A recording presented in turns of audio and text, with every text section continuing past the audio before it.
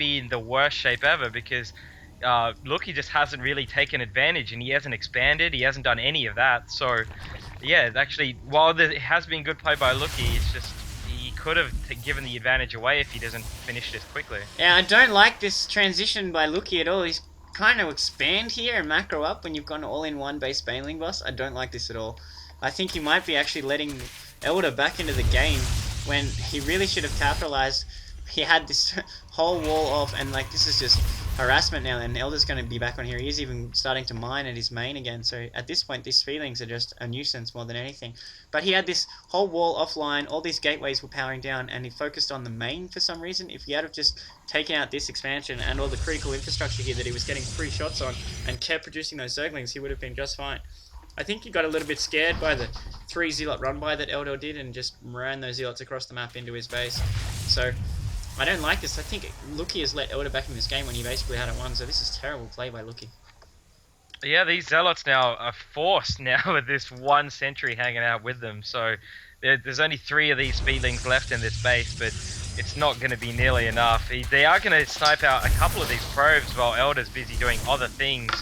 So he does get an extra probe kill, but really, I actually don't mind Elder's position at the moment. He's got quite a few Zerglings on the field, while meanwhile Looky's only really got Zerglings for the moment. So yeah, this is not great by Looky at the moment. Yeah, I don't like this transition at all. He's now 4 workers behind and throwing down 2 spine crawlers at his expansion, so he's looking to go from ultra aggressive early attack with Aimlings and Zerglings, which is working so well, into a defensive macro build. It's just weird thinking here. If you're going to put that pressure on and you breach your opponent, then you should stick with it, and it's your bread and butter of that strategy, so you should stick with it. And now Elder, with that force that he's been defending those cheeky speedlings this whole time, is pushing out, and Looky's in terrible shape. This spine crawler is starting to come online, but this is a sizable force, especially considering he's got a sentry where he can cut off reinforcements from the ramp.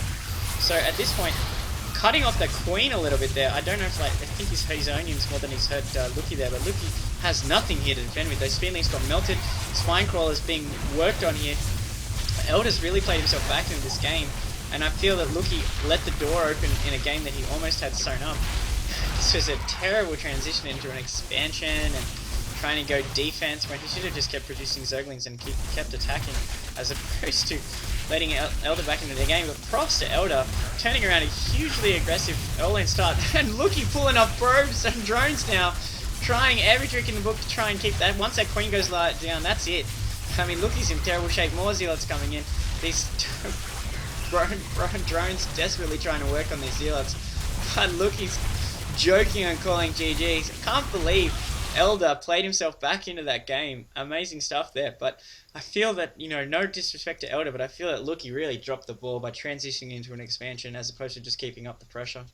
Yeah, props to Elder though. He didn't give up, and he did push out when he needed to when he had the force. So he had good timing there. So props to Elder. He did come away with the win. So yeah, that's a wrap. Adios.